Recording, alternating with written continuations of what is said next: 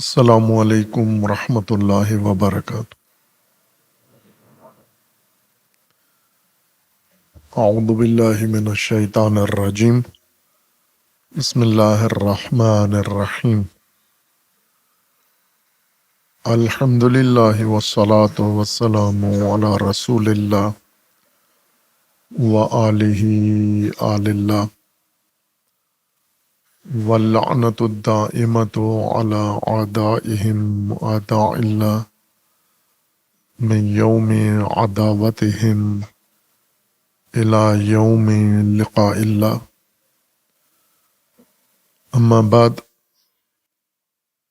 فقال الامام زین العابدین علیہ الصلاۃ والسلام: اللہم صلی علی محمد وآلہ وحسن ثغور المسلمین بعزتک وأید حماتها بقوتک وأسبغ عطایاہم من جدتک۔ اللہم صلی علی محمد وآل محمد وکثر عدتہم واشحذ اسلحتہم واحرس حوزتہم وامنع حومتہم وألف جمعہم ودبر امرہم وواتر بین میرہم وتوحد بکفایت مؤونتہم وَأْزُدْهُمْ بِالنَّصْرِ وَأَعِنْهُمْ بِالصَّبْرِ وَالْطُفْ لَهُمْ فِي الْمَكْرِ۔ صلوات پڑھیے محمد وآل محمد۔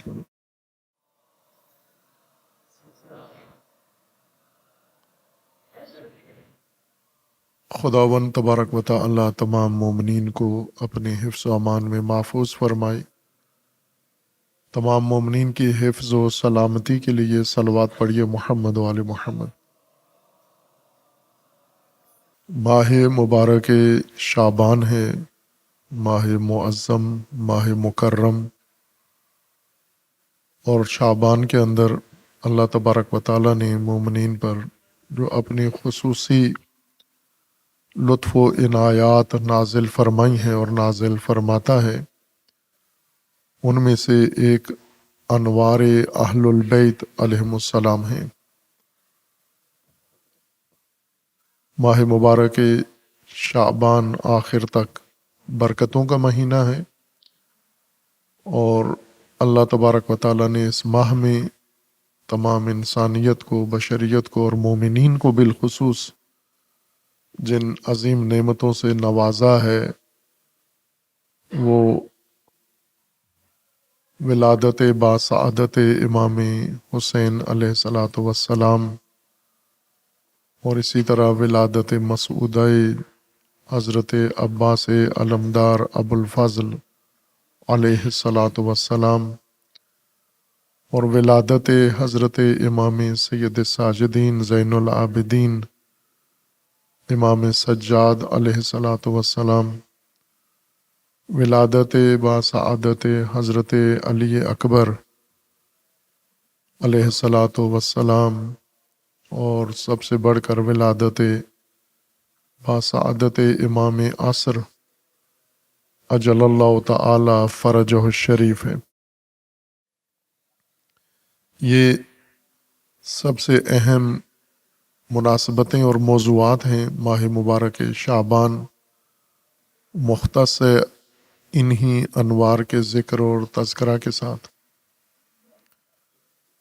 اور دوسری طرف سے آج ہمارے عزیز رضوان حیدر عابدی کے والد مکرم جناب اقبال حیدر عابدی رحمۃ اللہ علیہ کی رحلت کا 1 سال گزرنے کے بعد ان کی برسی بھی ہے، اور آج 5 فروری ہے، چھٹی ہے پورے پاکستان میں، جس وجہ سے پورا پاکستان چھٹی کے لطف سے لطف اندوز ہو رہا ہے، وہ یوم یکجہتی کشمیر بھی ہے۔ ہر چند ہمیں چھٹیوں میں فقط چھٹی سے غرض ہوتی ہے، یہ نہیں دیکھتے کہ اس چھٹی کی وجہ کیا ہے اور کیوں یہ دن چھٹی کے طور پر منایا جا رہا۔ ان ساری مناسبات کو اگر اکٹھا کریں ہم، اعیاد شعبانیہ اور اسی طرح یوم یکجہتی کشمیر اور مرحوم عابدی صاحب رحمۃ اللہ علیہ کے ارتحال کا سالانہ یوم، اس کے لیے جامع ترین کلام حضرت امام سید ساجدین علیہ الصلاۃ والسلام کا وہ دعائیہ کلام ہے جو آپ نے اسی موضوع سے مختص بیان فرمایا ہے۔ آج ہمیں کشمیر کے بارے میں یا فلسطین کے بارے میں یا کسی بھی اسلامی سرزمین کے بارے میں الجھن میں رکھا گیا ہے، کنفیوژن میں رکھا گیا ہے۔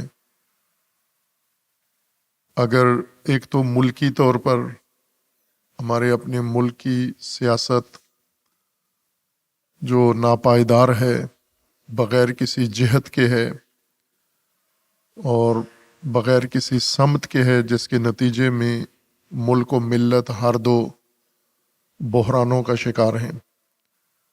اس لیے ملکی طور پر، قومی طور پر ہم ایک اندھیرے میں ہیں، لیکن اس سے بڑا اندھیرا ان موضوعات کے متعلق ہمارے سامنے یہ ہے کہ ہمارا دین، ہمارا مذہب اور ہمارا مکتب ہمیں کیا رہنمائی کرتا ہے ان موضوعات کے بارے میں۔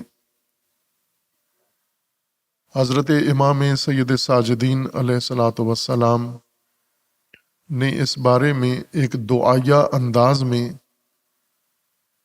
اہل البیت علیہ السلام کے مکتب کا راستہ، رہنما راستہ ذکر فرمایا ہے۔ یعنی ایک اہل البیت کی اسٹریٹجی بتائی ہے کہ اسلامی سرزمینیں، مسلمان سرزمینیں، ان کے متعلق ایک مسلمان کا اور پیروئے اہل البیت کا کیا فریضہ بنتا ہے۔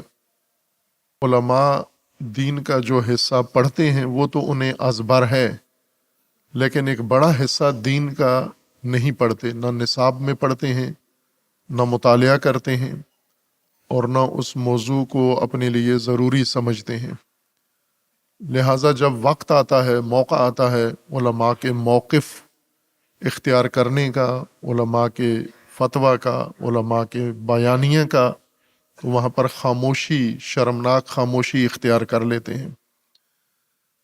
جبکہ اور کسی فقہی مکتب میں یہ رہنمائی ہو یا نہ ہو، لیکن اہل البیت علیہ السلام کے مکتب میں اور تعلیمات میں اس کے بارے میں واضح رہنمائی موجود ہے کہ ایسی صورتحال میں ایک مومن مسلمان کا کیا فریضہ بنتا ہے، اور خصوصاً ایک ایسی ہستی کی جانب سے جو تاریخ اہل البیت میں، ائمہ اطہار کے تاریخ میں جو مصائب کی تاریخ ہے اور مظالم کی تاریخ ہے، دشواریوں کی تاریخ ہے، تلخ تاریخ ہے، ان ادوار میں سے اگر سب سے زیادہ دشوار زمانہ کسی معصوم ہستی کا ہم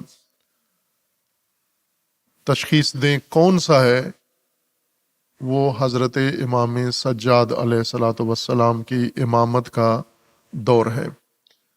ویسے تو ہر امام معصوم نے یہ مصائب برداشت کیے ہیں اور سخت زندگی امامت کا دور گزارا ہے، لیکن جتنی سختی امام سید ساجدین علیہ السلام کو دیکھنا پڑی اور برداشت کرنا پڑی، اتنی کسی معصوم کو نہیں دیکھنا پڑی۔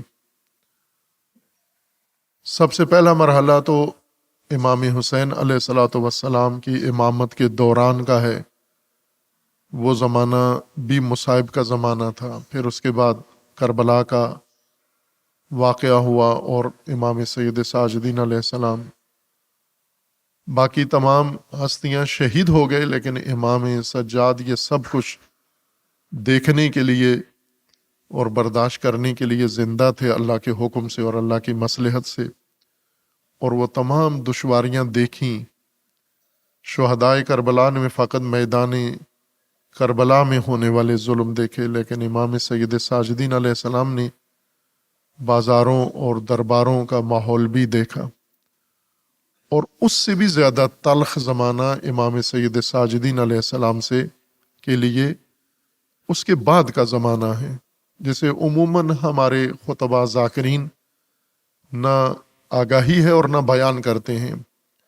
طولانی ترین امامت کا زمانہ امام سید ساجدین علیہ السلام کا ہے، لگ بھگ 33-34 سال امامت کا عہد گزارا ہے، اور ہماری معلومات شام سے آزادی کے بعد، شام کی قید سے آزادی کے بعد، رہائی کے بعد ختم ہو جاتی ہیں امام سجاد علیہ السلام کے بارے میں، جبکہ امام سجاد علیہ السلام کے امامت کا عہد کا آغاز ہے وہ، اور پھر اس کے بعد کیسے امام نے زندگی گزاری اس بارے میں زیادہ خود شیعہ آگاہ نہیں ہے، واقف نہیں ہے۔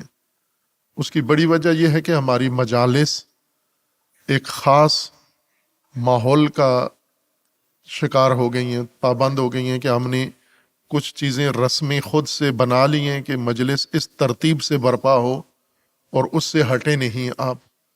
وہ بے شک تکراری باتیں ہوں، تکراری کلام ہوں، تکراری گفتگو ہو، اور بارہا سینکڑوں دفعہ ایک انسان اسے سن چکا ہے، لیکن اگلی مجلس میں پھر وہی تکرار کرنا ہے ہم نے۔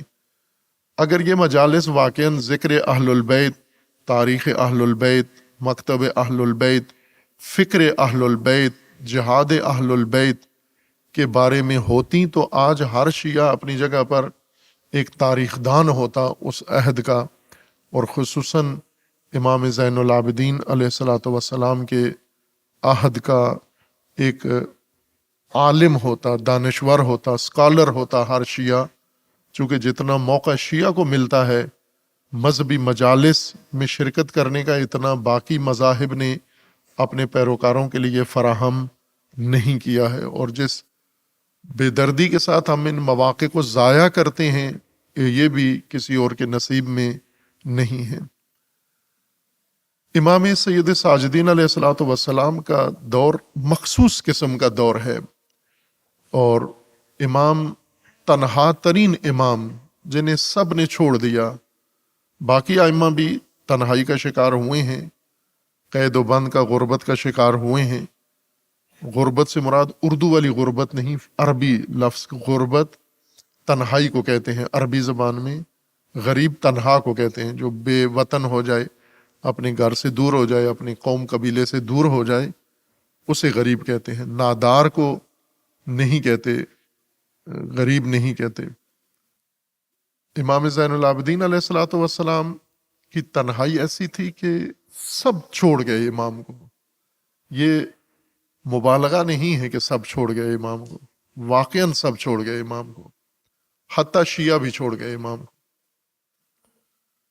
امام زین العابدین علیہ السلام کے مقابلے میں شیعہ کئی گروہوں میں بٹ گئے، تقسیم ہو کے، اور امام کے پیرالل اپنی قیادت بنا لی، اپنی تنظیمیں بنا لی، اپنی جمعیتیں بنا لی، اپنے مفادات انہوں نے مد نظر رکھے، اور اسی طرح سے سارا عہد امام زین العابدین علیہ السلام کا گزر گیا۔ اور اس تنہائی کا امام نے خود ذکر فرمایا ہے صحیفہ میں، میرے سامنے یہ صحیفہ نورانی ہے، امام سید ساجدین علیہ الصلوۃ والسلام کی دعاؤں کا مجموعہ ہے، اور اسی میں امام ایک دعا کے ضمن میں فرماتے ہیں کہ اے پروردگار، میں اس تنہائی سے وحشت زدہ نہیں ہوتا ہوں، گھبراتا نہیں ہوں، پریشان نہیں ہوتا ہوں، مجھے کوئی گھبراہٹ اضطراب مجھ پر طاری نہیں ہوتا، چونکہ میں اس تنہائی میں اپنے آپ کو تنہا نہیں سمجھتا ہوں، چونکہ میں ہر لمحے تجھے اپنے ساتھ پاتا ہوں، اور جس کے ساتھ رب ہو، جس کے ساتھ خدا ہو، وہ تنہا نہیں ہوتا۔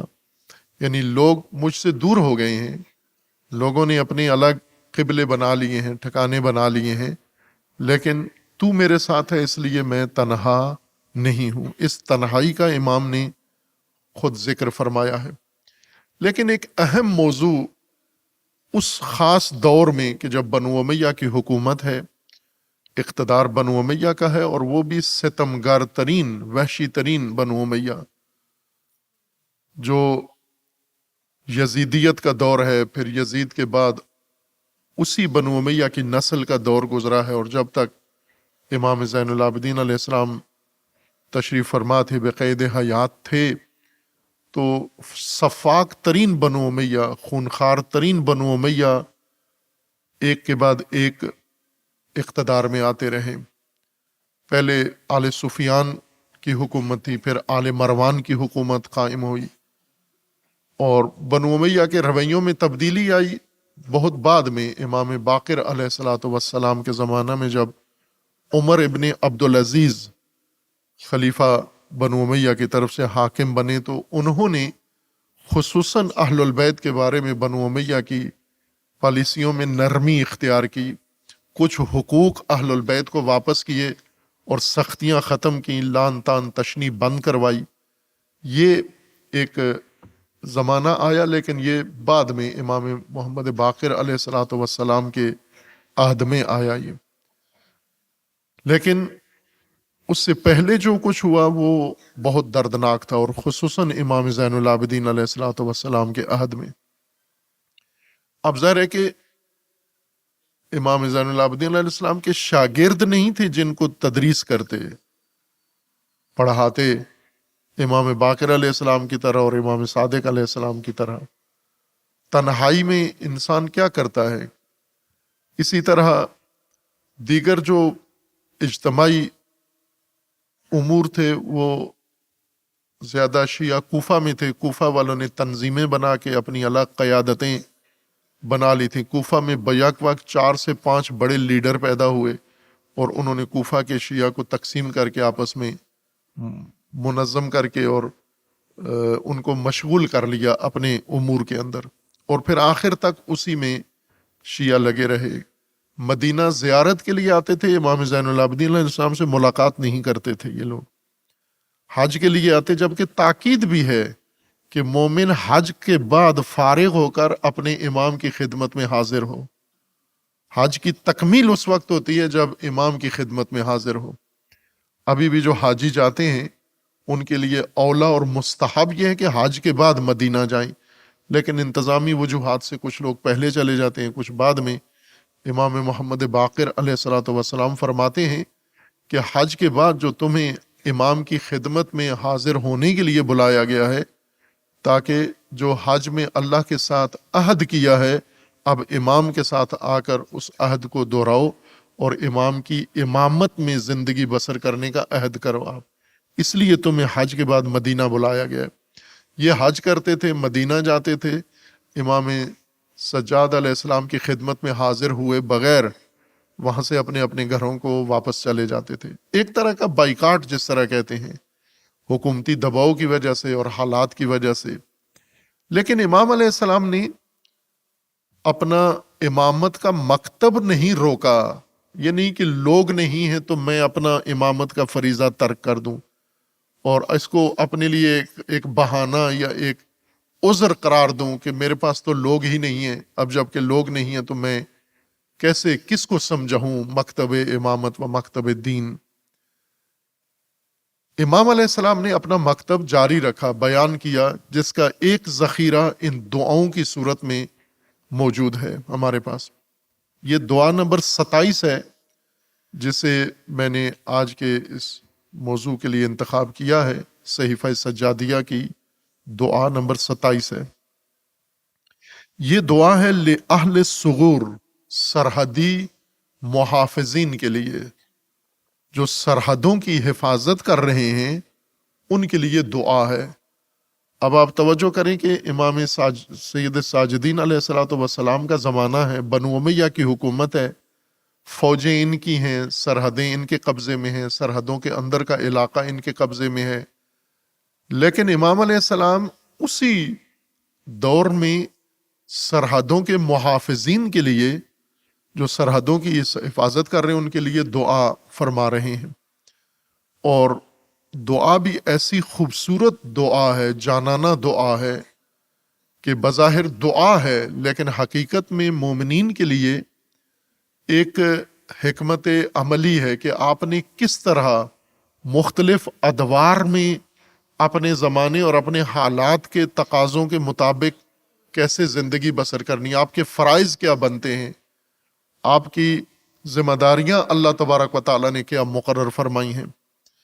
بعض اوقات مومنین کسی حادثے کے نتیجے میں ایک نفسیاتی الجھن، اضطراب کا شکار ہو جاتے ہیں۔ جیسے انفرادی طور پر آج کل یہ بیماری زیادہ ہے، پہلے صرف اہل مغرب کو تھی، اب ہم بھی مغرب کے قدم پہ چل رہے ہیں تو وہ بیماریاں مغربی ہمارے قوم ملک میں بھی زیادہ ہو گئی ہیں، اور وہ ہے ڈپریشن۔ بہت سارے خواتین، مرد، بڑے چھوٹے، مذہبی، غیر مذہبی، حتیٰ بچے ڈپریشن کا شکار ہیں۔ یہ بیماری پہلے مشرق میں نہیں تھی، مسلمانوں میں بہت ہی کم تھی، اور خصوصاً پاکستانیوں میں، چونکہ پاکستانی ایک خوشحال قوم، اور خوشحال قوم سے مراد نہ کہ اقتصادی معنوں میں بلکہ احساساتی اور نفسیاتی اعتبار سے ایک خوشی والی قوم تھے، افسردہ قوم نہیں تھی۔ لیکن اس وقت افسردگی سب سے بڑی بیماری ہے۔ گھروں میں جائیں، اسپتالوں میں جائیں، بچے چھوٹے افسردہ ہیں، عورتیں افسردہ ہیں، جوان افسردہ ہیں، بوڑھے افسردہ ہیں، علماء افسردہ ہیں۔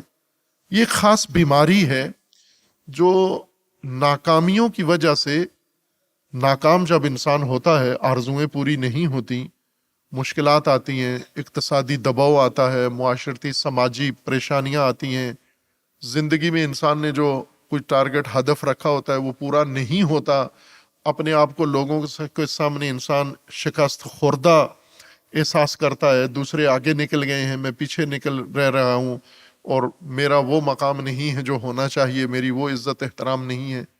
تو آہستہ آہستہ ذہن کے اندر یہ لاوا بن کے پھر انسان کو دبوچ لیتا ہے، اور انسانی اعصاب اس دباؤ میں آ جاتے ہیں، انسانی ذہن اس دباؤ میں آ جاتا ہے، انسان کی روح اس دباؤ میں آ جاتی ہے، اور آہستہ آہستہ جسم بھی مغلوب ہو جاتا ہے اسی احساس کے، اور تنہائی پسند ہو جاتا ہے انسان، اور آہستہ آہستہ نشے کرنا شروع کر دیتا ہے، قوت برداشت ختم ہو جاتی ہے، کسی کے ساتھ بات چیت کرنا پسند نہیں ہوتی، اور ان انواع و اقسام کی مشکلات کا شکار ہو جاتا ہے۔ اور بہت کم لوگ ہیں جو نجات پاتے ہیں، اکثر ایسے ہیں جو خودکشی کر لیتے ہیں، بالکل دنیا تاریک نظر آتی ہے ان کو، سب کچھ ہوتے ہوئے پھر بھی دنیا تاریک نظر آتی ہے، دلچسپی کسی چیز میں ختم ہو جاتی ہے۔ یہ افسردگی، ڈپریشن ایک مغربی بیماری تھی، چونکہ وہاں کی سوسائٹی ایسے ہے کہ وہاں یہ بیماری پیدا ہوتی ہے، لیکن یہاں پاکستان جیسے ماحول میں اس کی نہیں تھے، جڑیں نہیں تھی، لیکن اب زیادہ کثرت سے ہو گئی ہے۔ اسی طرح سماجی طور پر بھی سماجی افسردگی بھی ہے، افسردہ معاشرے، ڈپریشن کا شکار معاشرے، اور اسی طرح مذہبی اور دینی افسردگی بھی ہے، سیاسی افسردگی بھی ہے۔ آپ پاکستان میں بعض سیاسی جماعتوں کو دیکھیں تو وہ ڈپریشن کا شکار ہیں اس وقت، چونکہ ان کو اقتدار نہیں ملا، اقتدار چھن گیا، اقتدار چھننے سے انہوں نے اپنے آپ کو بہت ہی ناکام احساس کیا، اور دنیا کے سامنے ایک شرمندگی سی ہوئی، نعرے کچھ لگائے تھے، ہوا کچھ، اور نتیجتاً ایک سیاسی افسردگی ان کے اوپر طاری ہو گئی، ڈپریشن طاری ہو گئی۔ جتنا اس سے نکلنے کی کوشش کرتے ہیں مزید اور ناکامیاں زیادہ ہوتی ہیں، اس وجہ سے مزید افسردگی بڑھتی ہے۔ اس کے بجائے کچھ اور سیاسی جماعتیں ہوتی ہیں وہ افسردہ نہیں ہوتی، ناکام ہوتی ہیں لیکن افسردہ نہیں ہوتی۔ مذاہب میں، ادیان میں اور مذہبی طبقے میں بھی یہ مذہبی افسردگی پیدا ہو سکتی ہے۔ یہ اس وقت ہوتی ہے کہ جب کسی مذہب کو دباؤ کا شکار ہونا پڑے، جیسے ابھی ہیں بہت سارے مذاہب ہیں جو دباؤ کا شکار ہیں، مختلف ہندوستان میں اقلیتیں دباؤ کا شکار ہیں، پاکستان میں کچھ مذہبی سلسلے دباؤ کا شکار ہیں، اور اسی طرح مثلا قادیانیت ایک مذہب بن گیا ہے جو انکار ختم نبوت کر کے مرتد ہو کے اور ایک اقلیت غیر مسلم بن گئے ہیں، لیکن اپنے آپ کو غیر مسلم کہلوانا پسند نہیں کرتے، مسلمان رہنا چاہتے ہیں، اور اس وجہ سے ان پر شدید دباؤ ہے، کم از کم پاکستان میں ہے۔ لیکن یہ افسردہ نہیں ہوئے، اضطراب کا شکار نہیں ہوئے، چونکہ عالمی سطح پر ان کو حمایت بہت زیادہ ملتی ہے، اس وجہ سے یہ نفسیاتی دباؤ کا شکار نہیں ہوئے۔ یہاں اگر ہوتے، عالمی حمایت نہ ہوتی، یہ دباؤ کا شکار ہو جاتے۔ لیکن وہ طبقات جو افسردہ ہو جاتے ہیں اور دباؤ میں رہتے ہیں، کسی جانب سے ان کی حمایت نہیں ہوتی، یہ افسردہ ہو جاتے ہیں۔ افسردہ جب انسان دین میں، مذہب میں، اعتقاد میں اور شریعت کے اوپر عمل کرنے میں افسردہ ہو جائے، اس وقت خوفناک نتائج ہیں انسان کے لیے، دنیا اور آخرت دونوں ہی انسان کی تباہ ہو جاتی ہیں۔ ائمہ اطہار علیہ السلام نے یہ جہاد کیا، مبارزہ کیا کہ تشیع کو افسردہ نہیں ہونے دیا، ڈپریشن میں نہیں جانے دیا۔ بنو امیہ کا دور تھا، بنو عباس کا دور تھا، اور اس کے بعد سختیاں تاریخ بھر میں رہیں، لیکن جب تک عہد امامت رہا تشیع ڈپریشن میں نہیں گیا۔ لیکن بعض ادوار میں گیا، جیسے عراق میں صدام حسین کے زمانے میں تشیع افسردہ ہو گیا، ڈپریشن میں چلا گیا، یا جیسے بحرین میں تشیع ڈپریشن میں چلا گیا، جبکہ باقی خطوں میں تشیع موجود تھا، دباؤ بھی تھا، شدت بھی تھی، لیکن افسردگی ان کے اوپر طاری نہیں ہوئی تھی۔ ہندوستان پر ابھی خطرہ ہے، موجودہ حالات میں مسلمان ہندوستان کے یہ اجتماعی یا دینی یا مذہبی افسردگی کا شکار ہو سکتے ہیں، تھوڑے تھوڑے آثار ان کے اندر پیدا ہو رہے ہیں۔ امام سید ساجدین علیہ الصلوۃ والسلام کا زمانہ سب سے زیادہ شدید دباؤ کا زمانہ ہے۔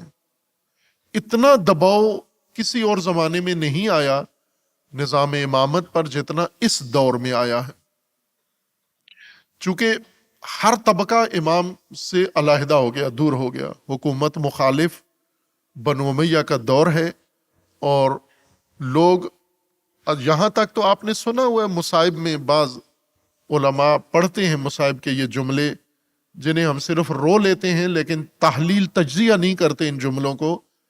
امام علیہ السلام کو کربلا پر تانے دیتے تھے لوگ، جب ملاقات ہوتی کہ گلی میں گزرتے ہوئے تو امام کو تانا دیتے تھے کہ کربلا میں جا کر آپ نے کیا پایا۔ یہ تانا تھا، زخم زبان تھا۔ یہ بھی ماحول تھا کہ امام علیہ السلام کو حتیٰ کربلا پر بجائے اس کے کہ ہمدردی کرتے اور امام علیہ السلام کو تسلیت کہتے، تعزیت کہتے، الٹا تانے دیتے تھے امام کو۔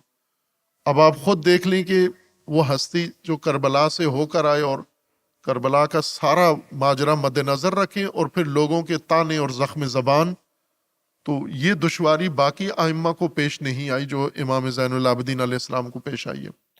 لیکن امام علیہ السلام نے تشیع کو افسردہ نہیں ہونے دیا، چونکہ ڈپریشن کا شکار مذہب اور جمعیت جو افسردگی کا شکار ہو جائے، وہ دینی راستہ بھی طے نہیں کر سکتے، وہ آخرت بھی اپنی نہیں بنا سکتے، وہ دنیا بھی اپنی نہیں بنا سکتے، چونکہ افسردگی سے انسان کی ساری طاقت، انرجی، توانائی، ذہنی، نفسیاتی، سماجی، اجتماعی، قومی، ساری توانائیاں زائل ہو جاتی ہیں، ضائع ہو جاتی ہیں۔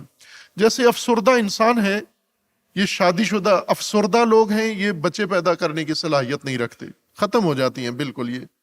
یہ دفتروں میں کام کرنے کے قابل نہیں رہتے، یہ کوئی ہنر ان کے پاس ہو وہ ہنر نہیں انجام دے سکتے۔ افسردہ خطیب تقریر نہیں کر سکتا، افسردہ ذاکر سر نہیں لگا سکتا، افسردہ قاری قرآن نہیں پڑھ سکتا، کوئی بھی افسردہ ڈرائیور ڈرائیونگ نہیں کر سکتا، گاڑی نہیں چلا سکتا، افسردہ عورت بچہ نہیں سنبھال سکتی، افسردہ عورت گھر میں کھانا نہیں پکا سکتی، پکاتی ہے بے مزہ، بد مزہ، جلا ہوا کچا کھانا، چونکہ افسردگی نے اس کی ساری صلاحیتیں ختم کر دی ہیں، نابود کر دی ہیں۔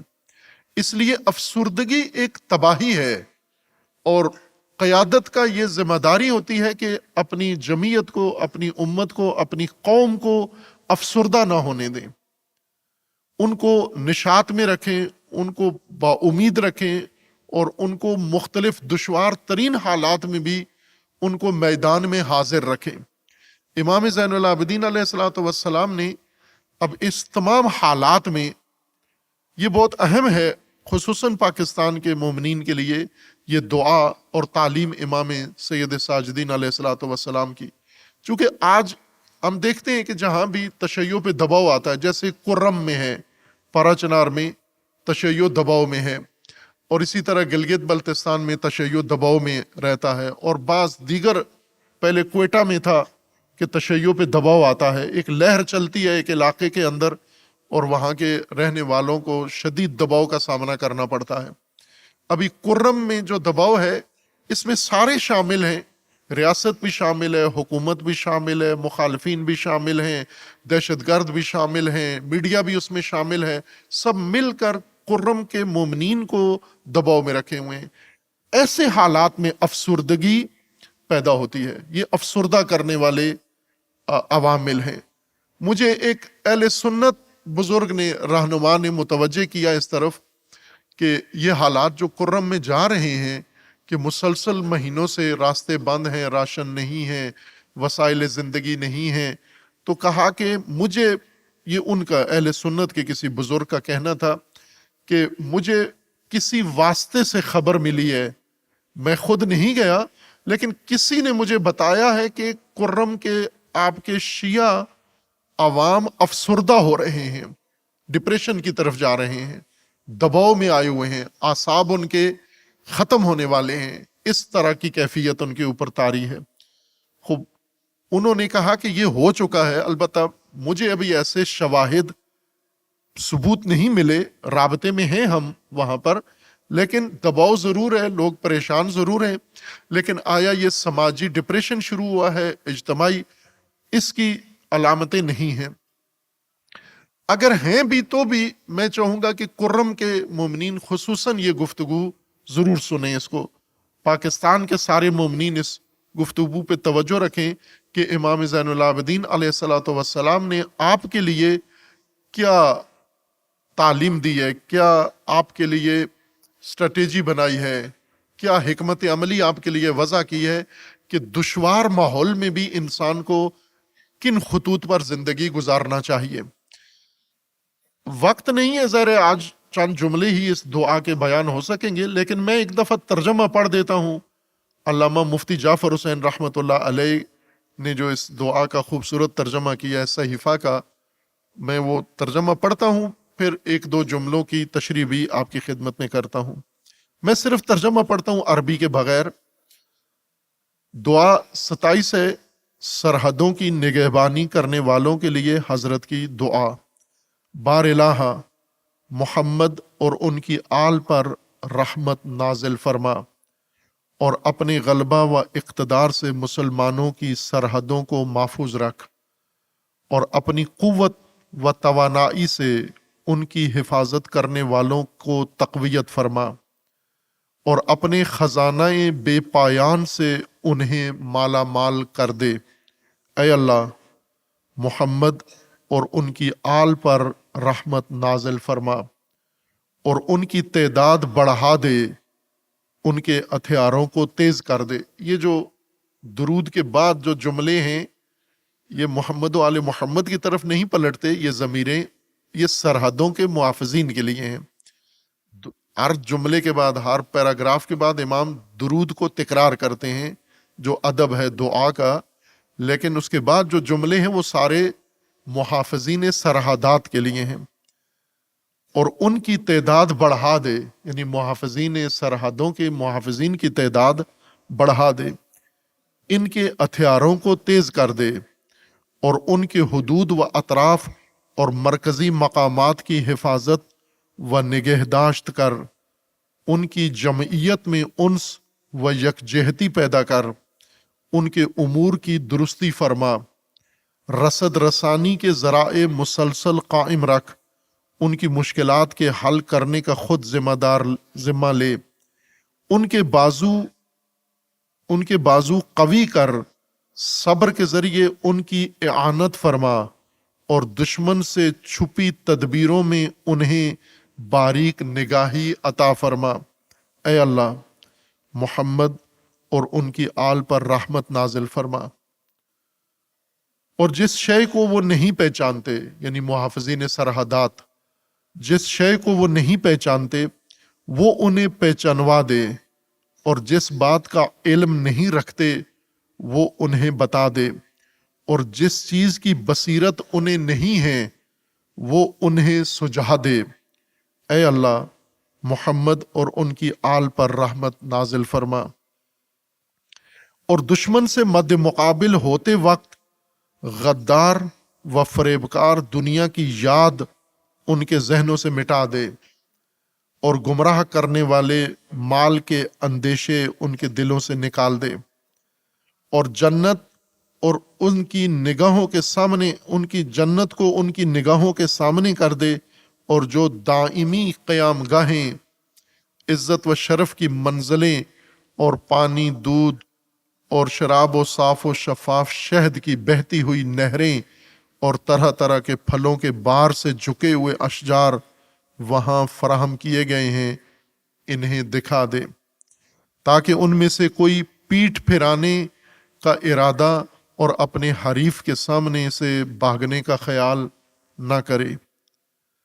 اے اللہ اس ذریعہ سے ان کے دشمنوں کے حربے کند اور انہیں بے دست و پا کر دے، اور ان میں اور ان کے ہتھیاروں میں تفرقہ ڈال دے، دشمن کے ہتھیاروں میں، یعنی ہتھیار چھوڑ کر بھاگ جائیں، اور ان کے رگ دل کی تنابیں توڑ دے، اور ان میں اور ان کے آذوقہ میں دوری پیدا کر دے، اور ان کی راہوں میں انہیں بھٹکنے کے لیے چھوڑ دے، اور ان کے مقصد سے انہیں بے راہ کر دے، ان کی کمک کا راستہ قطع کر دے، دشمن کے ان کی کمک کا راستہ قطع کر دے، ان کی گنتی کم کر دے، ان کے دلوں میں دہشت بھر دے، ان کے دراز دستیوں کو کوتاہ کر دے، ان کی زبانوں میں گرہ لگا دے کہ بول نہ سکیں، اور انہیں سزا دے کہ ان کے ساتھ ساتھ ان لوگوں کو بھی تتر بتر کر دے جو ان کے پس پشت ہیں، اور پس پشت والوں کو ایسی شکست دے کہ جو ان کی پشت پر ہیں انہیں عبرت حاصل ہو، اور ان کی ہزیمت و رسوائی سے ان کے پیچھے والوں کے حوصلے توڑ دے۔ اے اللہ ان کی عورتوں کے شکم بانجھ، دشمنوں کی عورتوں کے۔ امام معصوم، امام وقت دعا کر رہے ہیں، اس زمانے میں سرحدوں پر کون ہے، مسلمان فوج کون تھی اور دشمن کون تھے، اور امام ان سرحدوں پہ بیٹھے ہوئے لوگوں کے لیے دعا کر رہے ہیں۔ اے اللہ ان کی عورتوں کے شکم بانجھ، ان کے مردوں کے صلب خشک، اور ان کے گھوڑوں، اونٹوں، گایوں، بکریوں کی نسلیں قطع کر دے، اور ان کے آسمان کو برسنے کی اور زمین کو روئیدگی کی اجازت نہ دے۔ بار الہ اس ذریعہ سے اہل اسلام کی تدبیروں کو مضبوط، ان کے شہروں کو محفوظ، اور ان کی دولت و ثروت کو زیادہ کر دے۔ بار الہ اس ذریعہ سے اہل اسلام کی تدبیروں کو مضبوط، ان کے شہروں کو محفوظ، اور ان کی دولت و ثروت کو زیادہ کر دے، اور انہیں عبادت و خلوت گزینی کے لیے جنگ و جدال اور لڑائی جھگڑے سے فارغ کر دے، تاکہ روئے زمین پر تیرے علاوہ کسی کی پرستش نہ ہو، اور تیرے سوا کسی کے آگے خاک پر پیشانی نہ رکھی جائے۔ اے اللہ تو مسلمانوں کو ان کے ہر علاقے میں برسر پیکار ہونے والے مشرکوں پر غلبہ دے۔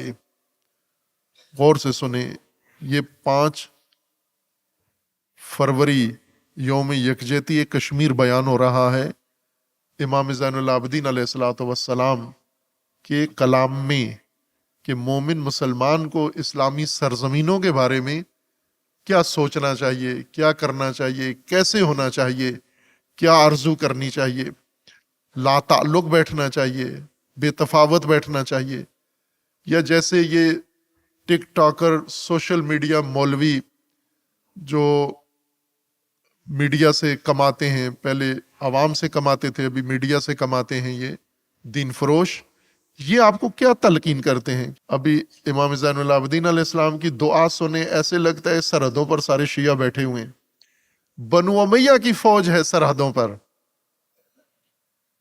مسلمان سرزمین اسلامی سرزمین ہے، حکومت طاغوت ہے، سرحدوں پہ فوج ہے، اور امام مدینہ میں بیٹھ کر ان کے لیے دعا فرما رہے ہیں، اے اللہ تو مسلمانوں کو ان کے ہر علاقہ میں برسر پیکار ہونے والے مشرکوں پر غلبہ دے۔ اب یہ صہیونی مولوی، ٹک ٹاکر، یوٹیوبر، یہ امام زین العابدین کے نام پر جو دھندا کرتے ہیں، ایک دن دعا پڑھی نہیں، صحیفہ کھولا نہیں، نہج البلاغہ کو کھولا نہیں، اہل البیت کا کوئی ایک جملہ تک نہیں پڑھا، اندھیری تاریکیوں میں کنووں میں پرورش پائی ہے، مینڈک بنے ہیں، مولوی بنے ہیں، اور پھر آ کر مومنین کو گمراہ کرتے ہیں کہ وہاں پر کشمیر میں شیعہ نہیں ہیں یا کشمیر کے شیعہ ہیں، ان شیعوں کو جو گمراہی پھیلاتے ہیں، وہ کیا بہت بےہودگی ہے اس کے اندر، جو مومنین کو ان کے ذمہ داریوں سے لا تعلق رکھتے ہیں۔ امام زین العابدین علیہ السلام فرماتے ہیں، اے اللہ تو مسلمانوں کو ان کے ہر علاقہ میں برسر پیکار ہونے والے مشرکوں پر غلبہ دے، اور صف در صف فرشتوں کے ذریعہ ان کی امداد فرما، تاکہ ہر خطہ زمین میں انہیں قتل و اسیر کرتے ہوئے اس کے آخری حدود تک پسپا کر دیں، یا یہ کہ وہ اقرار کریں کہ وہ خدا ہے، کہ تو وہ خدا ہے جس کے علاوہ کوئی معبود نہیں اور یکتا و لا شریک ہے۔ ان کے مسلمان ہونے تک ان سرزمینوں پر مسلمانوں کو ملائکہ کی طرف کے ذریعے مدد فرما۔ خدایا مختلف اطراف و جوانب کے دشمنان دین کو بھی اس قتل و غارت کی لپیٹ میں لے لے، وہ ہندی ہوں یا رومی۔ کشمیر ہے امام زین العابدین علیہ السلام کے فرمان میں، وہ ہندی ہوں یا رومی، وہ دشمنان دین ہندی ہوں یا رومی، تو کیا کر اے خدایا مختلف اطراف و جوانب کے دشمنان دین کو بھی اس قتل و غارت کی لپیٹ میں لے لے۔ اب یہ مفتی صاحب کا ایک اپنا ادبی اسلوب ہے، انداز ہے ان کا، ہر چند اس دعا کا ترجمہ جو اردو ہے وہ دعائیہ نہیں ہے، لیکن مفتی صاحب کا ایک اپنا ادیبانہ انداز ہے، نہج البلاغہ کا ترجمہ بھی انہوں نے اسی اسلوب سے کیا ہے، اس کو دعائیہ انداز میں اگر ہوتا تو زیادہ بہتر ہوتا۔ خدایا مختلف اطراف و جوانب کے دشمنان دین کو بھی اس قتل و غارت کی لپیٹ میں لے لے، وہ ہندی ہوں یا رومی، ترکی ہوں یا خزری، حبشی ہوں یا نوبی، زنگی ہوں یا سقالبہ، وہ دیلمی ہوں، و نیز ان کے مشرک جماعتوں کو جن کے نام اور صفات ہمیں معلوم نہیں۔ امام فرماتے ہیں کہ وہ جماعتیں، دشمنوں کے وہ لشکر اور ان کے وہ حامی جن کا نام ہمیں نہیں پتا وہ کون ہے، لیکن ہیں دشمن ہیں تیری راہ کے، دین کے، تیرے بندوں کے، تیری خلق کے دشمن ہیں، ہمیں ان کے نام معلوم نہیں، اور تو اپنے علم سے ان پر محیط اور اپنی قدرت سے ان پر مطلع ہے۔ اے اللہ مشرکوں کو مشرکوں سے الجھا کر مسلمانوں کے حدود مملکت پر دست درازی سے باز رکھ، اور ان میں کی کمی واقع کر کے مسلمانوں میں کمی کرنے سے روک دے، اور ان میں پھوٹ ڈلوا کر اہل اسلام کے مقابلہ میں صف آرائی سے بٹھا دے۔ اے اللہ ان کے دلوں کو تسکین و بے خوفی ان کے جسموں کو قوت و توانائی سے خالی کر دے، دشمنوں کے جن کے مقابلے میں محافظین سرحد لڑ رہے ہیں، دشمنوں کو اے اللہ ان کے دلوں کو تسکین و بے خوفی سے، ان کے جسموں کو قوت و توانائی سے خالی کر دے، ان کی فکروں کو تدبیر و چارہ جوئی سے غافل اور مردان کارزار کے مقابلے میں ان کے دست و بازو کو کمزور کر دے، اور دلیران اسلام سے ٹکر لینے میں انہیں بزدل بنا دے، اور اپنے عذابوں میں سے ایک عذاب کے ساتھ ان پر فرشتوں کی سپاہ بھیج، جیسا کہ تو نے بدر کے دن کیا تھا، اسی طرح تو ان کی جڑ بنیادیں کاٹ دے، ان کی شان و شوکت مٹا دے، اور ان کی جمعیت کو پراکندہ کر دے۔ اے اللہ ان کے پانی میں وبا اور ان کے کھانوں میں امراض کی آمیزش کر دے، ان کے شہروں کو زمین میں دھسا دے، انہیں ہمیشہ پتھروں کا نشانہ بنا، اور قحط سالی ان پر مسلط کر دے، ان کی روزی ایسی سرزمین میں قرار دے جو بنجر اور ان سے کوسوں دور ہو، زمین کے محفوظ قلعے ان کے لیے بند کر دے، اور انہیں ہمیشہ کی بھوک اور تکلیف دہ بیماریوں میں مبتلا کر دے۔ دشمنان دین کو جن سے محافظین افواج لڑ رہی ہیں، ان کے بارے میں امام زین العابدین علیہ السلام کا سرحدوں کے اس پار دشمنوں کے لیے یہ دعا ہے: بار الہ تیرے دین و ملت والوں میں سے جو غازی ان سے آمادہ جنگ ہو، یا تیرے طریقہ کی پیروی کرنے والوں میں سے جو مجاہد قصد جہاد کرے، اس غرض سے کہ تیرا دین بلند، تیرا گروہ قوی اور تیرا حصہ و نصیب کامل تر ہو، تو اس کے لیے آسانیاں پیدا کر، تکمیل کار کے سامان فراہم کر، اس کامیابی کا ذمہ لے، اس کے لیے بہترین ہمراہی انتخاب فرما، قوی و مضبوط سواری کا بندوبست فرما، ضروریات پورا کرنے کے لیے وسعت و فراخی دے، دل جمعی و نشاط خاطر سے بہرہ مند فرما، اس کے اشتیاق وطن کا ولولہ ٹھنڈا کر دے، تنہائی کے غم سے اسے احساس نہ ہونے دے، زن و فرزند کی یاد اسے بھلا دے۔ مجاہد کے لیے دعا کر رہے ہیں کہ اس مجاہد کو گھر یاد نہ آئے، بیوی بچے یاد نہ آئیں، اور اس کا دل فقط سرحدوں کی حفاظت پر جمع رہے، کوئی اور چیز اس کی فکر کو نہ بہکائے۔ قصد خیر کی طرف رہنمائی فرما، اس کی عافیت کا ذمہ لے، سلامتی کو اس کا ساتھی قرار دے، بزدلی کو اس کے پاس نہ پھٹکنے دے، اس کے دل میں جرأت پیدا کر، زور و قوت اسے عطا فرما، اپنی مددکاری سے اسے توانائی بخش، راہ و روش جہاد کی تعلیم دے، اور حکم میں صحیح طریقہ کار کی ہدایت فرما، ریا و نمود کو اس سے دور رکھ، ہوس شہرت کا کوئی شائبہ اس میں نہ رہنے دے، اس کے ذکر و فکر اور سفر و قیام کو اپنی راہ میں اور اپنے لیے قرار دے، اور جب وہ تیرے دشمنوں اور اپنے دشمنوں سے مد مقابل ہو تو اس کی نظروں میں ان کی تعداد تھوڑی کر کے دکھا، اس کے دل میں ان کے مقام و منزلت کو پست کر دے، اسے ان پر غلبہ دے اور ان کو اس پر غلبہ نہ ہونے دے۔ اگر تو نے اس مرد مجاہد کے خاتمہ بالخیر اور شہادت کا فیصلہ کر دیا ہے، یا تو یہ شہادت اس وقت واقع ہو جب وہ تیرے دشمنوں کو قتل کر کے کیفر کردار تک پہنچا دے، یا اسیری انہیں بے حال کر دے، یا مسلمانوں کے اطراف مملکت میں امن برقرار ہو جائے اور دشمن پیٹھ پھرا کر چل دے۔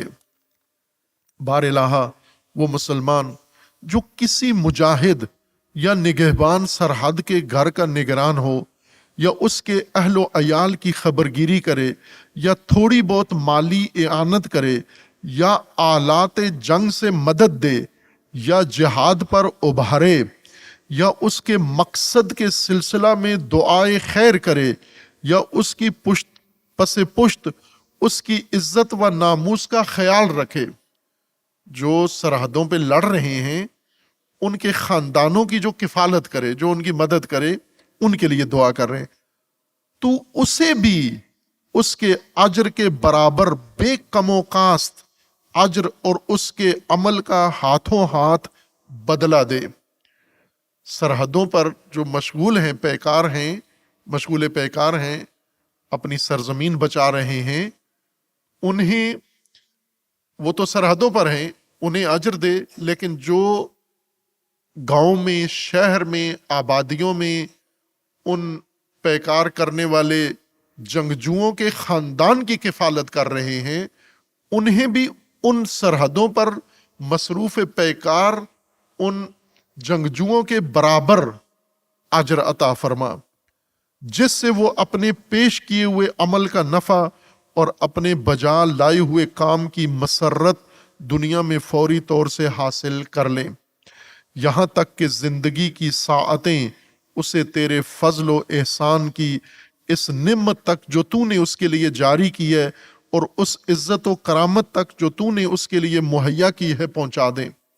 پروردگارا، جس مسلمان کو اسلام کی فکر پریشان اور مسلمانوں کے خلاف مشرکوں کی جتھا بندی غمگین کرے، جس مسلمان کو اسلام کی فکر پریشان اور مسلمانوں کے خلاف مشرکوں کی جتھا بندی غمگین کرے اس حد تک کہ وہ جنگ کی نیت اور جہاد کا ارادہ کرے مگر کمزوری اسے بٹھا دے یا بے سر و سامانی اسے قدم نہ اٹھانے دے یا کوئی حادثہ اس مقصد سے تاخیر میں ڈال دے یا کوئی معنی اس کے ارادہ میں حائل ہو جائے یا اس کا نام عبادت گزاروں میں لکھ لے اور اسے مجاہدوں کا ثواب عطا کر اور اسے شہیدوں اور نیکوکاروں کے زمرہ میں شمار فرما. اے اللہ، محمد صلی اللہ علیہ وآلہ وسلم پر جو تیرے عبد خاص اور رسول ہیں اور ان کی اولاد علیہ السلام پر ایسی رحمت نازل فرما جو شرف و رتبہ میں تمام رحمتوں سے بلندتر اور تمام دروں سے بالاتر، ایسی رحمت تمام درودوں سے بالاتر، ایسی رحمت جس کی مدت اختتام پذیر نہ ہو، جس کی گنتی کا سلسلہ کہیں قطع نہ ہو، ایسی کامل و اکمل رحمت جو تیرے دوستوں میں سے کسی ایک پر نازل ہوئی ہو. اس لیے تو عطا و بخشش کرنے والا، ہر حال میں قابل ستائش، پہلی دفعہ پیدا کرنے والا اور دوبارہ زندہ کرنے والا اور جو چاہے کرنے والا ہے.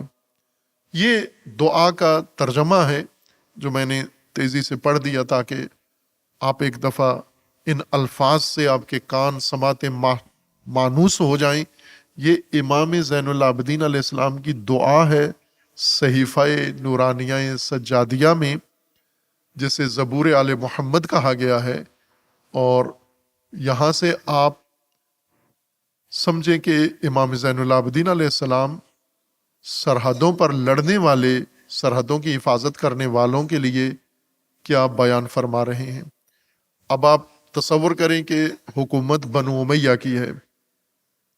بنو امیہ بھی صفاق بنو امیہ، نہ رحم دل بنو امیہ، عمر ابن عبدالعزیز جیسے لوگ نہیں، بلکہ سفیانی اور مروانی بنو امیہ، جن کے دلوں میں رحم نہیں ہے، انسانیت نہیں ہے، انسانیت سے مسخ ہو کر جو درندگی پہ پہنچے ہوئے تھے.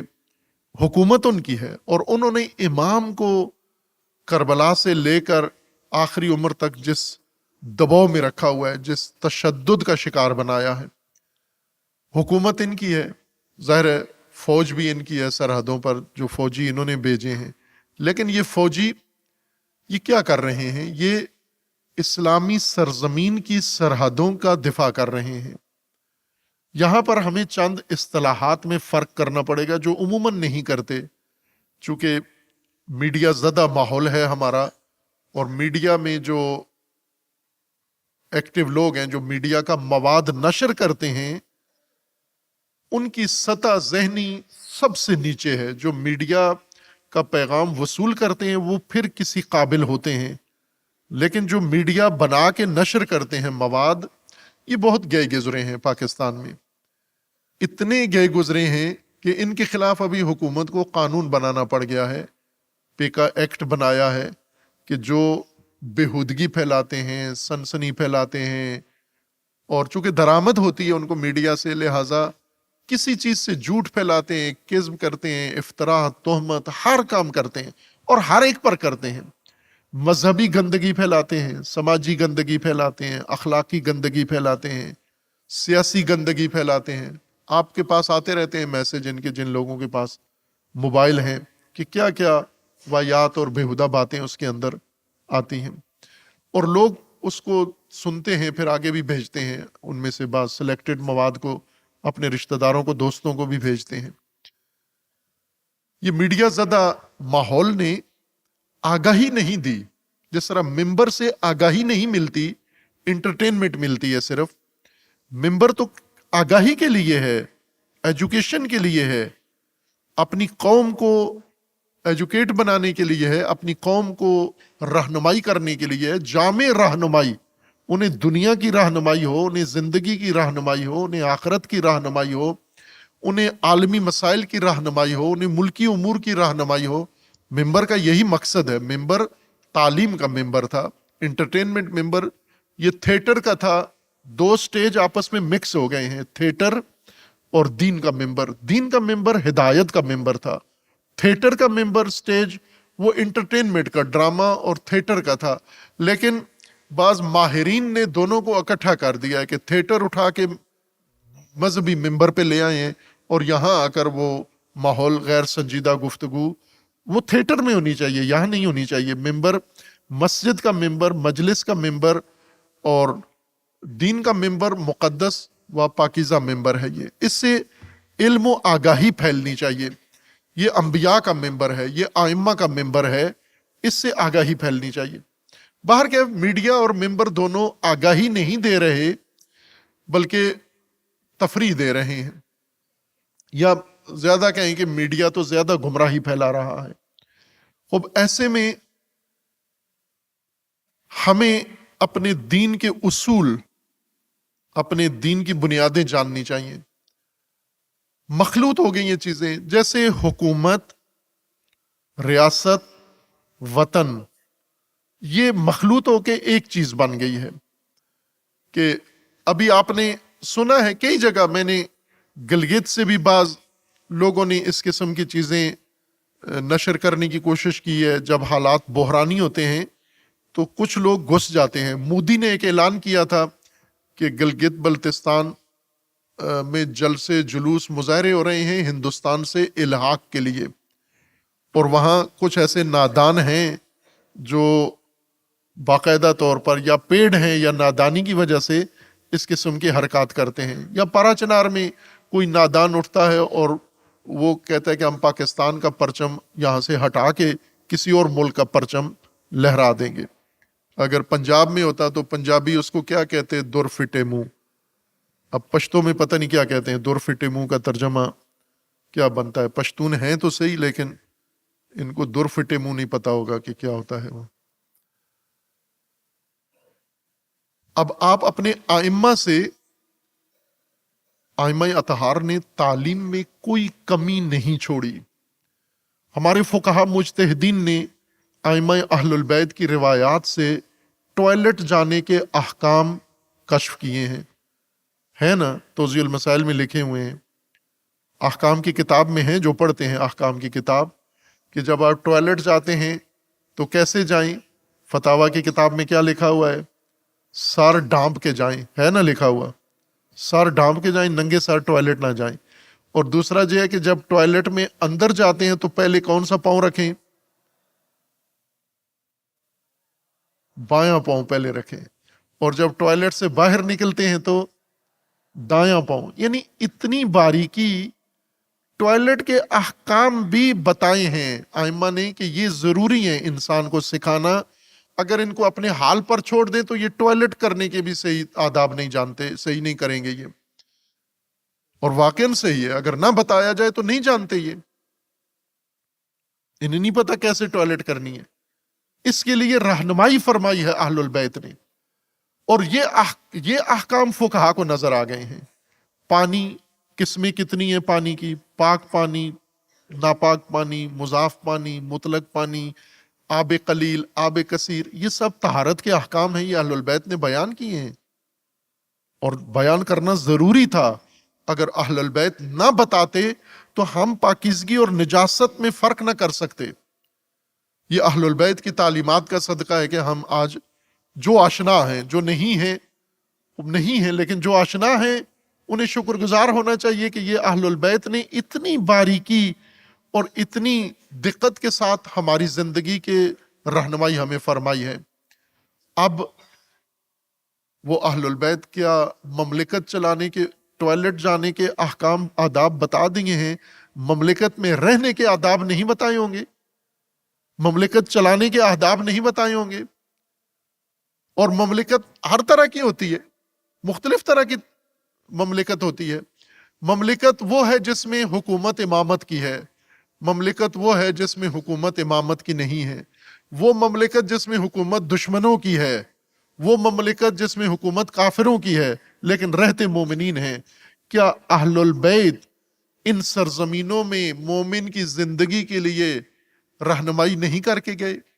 इसको छोड़ दिया है उन्होंने कि आप मीडिया से पूछ लेना, मोबाइल से, व्हाट्सएप से ले लेना कैसे जिंदगी गुजारनी है। ना अजीजान, एक एक बारीकी जुज नुक्ता नुक्ता बयान फरमा के गए हैं।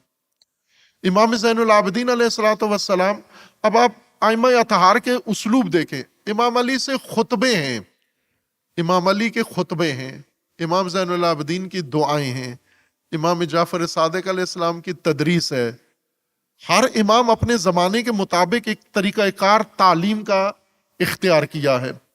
अब हर इमाम से हदीसें नहीं है मनकूल, इमाम अली से खुतबे मनकूल हैं, इमाम ज़ैनुल आबिदीन से दुआएं मनकूल हैं, और दीगर आइम्मा से अपने ज़माने के मुताबिक अहादीस हैं, तदरीसी नुक्ते हैं। तो उन सब के अंदर एक ही बात है, हिदायत, अल्लाह के दीन की हिदायत इंसानों को। जिस माहौल में मोमिन रह रहा है उसी माहौल की उसको हिदायत की गई है। अब एक ये कि हम अपने मुल्क में रह रहे हैं, ये मुल्क जिन मुश्किलात का शिकार हो गया है, और उसके अंदर लोगों की जो रहनुमाई होती है, मीडिया पर होती है या मिंबरों से होती है कि इस मुल्क में हम क्या करें, कैसे करें, किससे नफरत करें और किससे मोहब्बत करें। आइम्मा ने कभी भी हुकूमतों से मोहब्बत का हुक्म नहीं दिया कि अपना फासिक, फाजिर, तागूत हुक्मरान, उसके साथ दोस्ती करो। तागूतों के साथ दोस्ती की इजाजत नहीं दी, तागूतों के साथ इत्तेहाद की इजाजत नहीं दी, तागूतों की खिदमत की, मुलाजमत की इजाजत नहीं दी। ये हुक्मरान तागूत हैं, इनके साथ नहीं कर सकते। इमाम मूसा काज़िम अलैहिस्सलाम के एक सहाबी ने हारून रशीद को ऊंट किराए पे दिए। Safwan जम्माल transporter, Safwan transporter company थी उसकी, उस जमाने की। खच्चर, ऊंट, घोड़े उसने पाल रखे थे, जो लोगों को सामान उठाने के लिए, सफर करने के लिए, शादी बारात के लिए और तजारत के लिए किराए पे देता था। हारून ने हज का इरादा किया, शाही घोड़े कम पड़ गए तो उसने ट्रांसपोर्टरों से लिए, और सबसे बड़ा ट्रांसपोर्टर यही था, और इससे उसने ऊंट किराए पे लिए और घोड़े किराए पे लिए और हज पे चला गया। इमाम मूसा काज़िम अलैहिस्सलाम को पता चला कि सफवान ने अपने ऊंट हारून और रशीद को दिए हैं हज के लिए, इबादत के लिए। इमाम ने फरमाया तू मेरे पास ना आना, अभी अभी यहां आने की कोई जरूरत नहीं है। तो घबरा गया, कहने लगा मुझसे क्या गलती हुई है। इमाम ने फरमाया तूने अपने ऊंट इस तागूत को दिए हैं تو کہنے لگا کہ غلط کام کے لیے، جرم کے لیے تو نہیں دیے، ظلم کے لیے تو نہیں دیے، عبادت کے لیے دیے ہیں. حج پہ جا رہا ہے، اونٹ بھی متبرک ہوں گے اور مجھے کرایہ بھی ملے گا، اور میں خود نہیں گیا ساتھ، میں خود اس کی خدمت کے لیے نہیں گیا، میں نے نوکر اپنے بھیج دیے. امام نے فرمایا کیا تجھے آرزو ہے کہ وہ اس سفر حج سے صحیح و سالم واپس آئے یا نہ آئے؟ کہا نہیں، میں تو صبح و شام دعائیں کرتا ہوں کہ ٹھیک ٹھاک واپس آئے تاکہ مجھے کرایہ دے، میرے اونٹ بھی واپس کرے اور مجھے کرایہ بھی دے. امام نے فرمایا یہی جو تو طاغوت کی طول عمر کے لیے اور اس کی بقا کے لیے دل سے آرزومند ہے، دعا گو ہے، تو طاغوت کے ساتھ ہے. ایک اور شخص ہے، امام جعفر صادق علیہ السلام کے زمانے میں ہے. اس کو امام نے روک دیا کہ امام نے اپنے نگہبان کو، خادم کو کہا اسے ہمارے پاس نہ آنے دے. امام جس اس گھر کے جس حصے میں ملاقاتیں کرتے تھے، درس دیتے تھے، ملاقات لوگوں کرتے تھے، اس جگہ آنے سے منع کر دیا. یہ آیا باہر آ کے کھڑا ہو گیا. یہ بڑا قریبی تھا امام کا، بحر الانوار میں روایت موجود ہے، میں پہلے کئی دفعہ پڑھی ہے یہ. جب یہ وہاں پر پہنچا تو امام نے روک دیا، نگہبان نے روک دیا کہ امام نے منع کیا ہے، تو نہیں آ سکتا، امام سے نہیں مل سکتا. کہنے لگا کیوں؟ کہا معلوم نہیں، ہمیں نہیں بتایا کہ کیوں نہیں مل سکتا. بہرکیف چلا گیا واپس، سارا دن بیٹھا رہا کہ پوچھ کے، پھر وہ پوچھنے گیا، امام نے منع کر دیا، اسے اندر نہیں آنے دینا. سارا دن بیٹھا رہا، پھر چلا گیا گھر میں جا کے روتا رہا، پریشان تھا. دوسرے دن پھر آ کے بیٹھ گیا باہر گلی میں کہ مجھے اجازت لے دو. وہ خادم اندر جاتا، امام سے اجازت مانگتا، امام منع کر دیتے. یہ سارا دن 3-4 دن اسی طرح لگاتار امام سے ملنے آتا تھا، امام اندر نہیں آنے دیتے تھے، رو کے چلا جاتا تھا.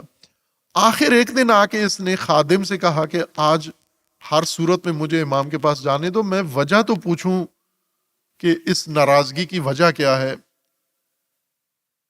پھر میں نہیں آؤں گا، اگر امام نے روک دیا تو میں نہیں آؤں گا.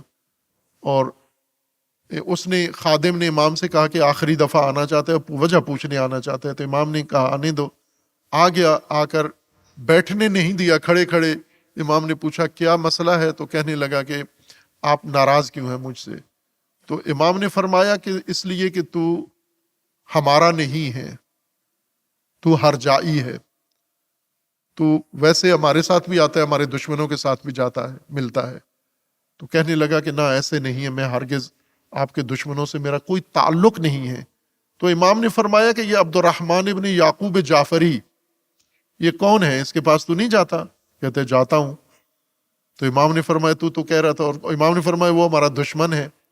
وہ کہنے لگا وہ میرا سگا ماموں ہے، وہ میری ماں کا بھائی ہے، ماموں ہے، رشتہ دار ہے، یہ تو آپ جانتے ہیں کہ وہ میرا ماموں ہے. امام نے فرمایا مجھے پتا ہے تیرا ماموں ہے، لیکن ہمارا دشمن ہے. تو ادھر بھی جاتا ہے، تو ادھر بھی آتا ہے. ایک طرف سے ائمہ اطہار علیہ السلام نے ظالمین کے لیے، طاغوتوں کے لیے ایک لائن، لکیر کھینچ دی ہے مومنین کے لیے کہ خبردار، کسی ظالم، کسی طاغوت، کسی دشمن خدا اور دشمن اہل البیت و دشمن دین کے ساتھ اگر وہ اقتدار میں ہو یا نہ ہو، اس کے ساتھ تو نے کوئی تعلق، دوستی اور رشتہ نہیں رکھنا. دشمنوں کے لیے لائن کھینچ دی. لیکن جس ملک میں رہتے ہو اس پر طاغوتوں کا غلبہ ہے، تو اس ملک کے ساتھ تمہارا کیسا رشتہ ہونا چاہیے؟ ملک اہل البیت کے دشمنوں کے ہاتھ میں ہے، زمامدار وہ ہیں، تو آپ کا ملک کے بارے میں کیا پالیسی ہو؟ تو ملک کے بارے میں وہ پالیسی نہیں رکھ سکتے جو طاغوتوں اور ظالمین کے بارے میں ہے. اہل البیت کا فرمانا ہے نا، ملک تیرا ملک ہے، یہ مملکت تیری مملکت ہے. تو نے اگر اس پر ظالم مسلط ہو گئے، تو نے اپنے ملک اور اپنی مملکت سے اپنا رشتہ کاٹنا نہیں ہے. اس کی حفاظت تیری ذمہ داری ہے. اس کی حفاظت کرنے والوں کی دعا، ان کے لیے آرزو، ان کے لیے خیر کی تمنا، یہ تمہارا وظیفہ ہے، جیسا کہ امام خود کر رہے ہیں، فرما رہے ہیں. ملک و مملکت کے ساتھ تمہارا تعلق کیسا ہونا چاہیے؟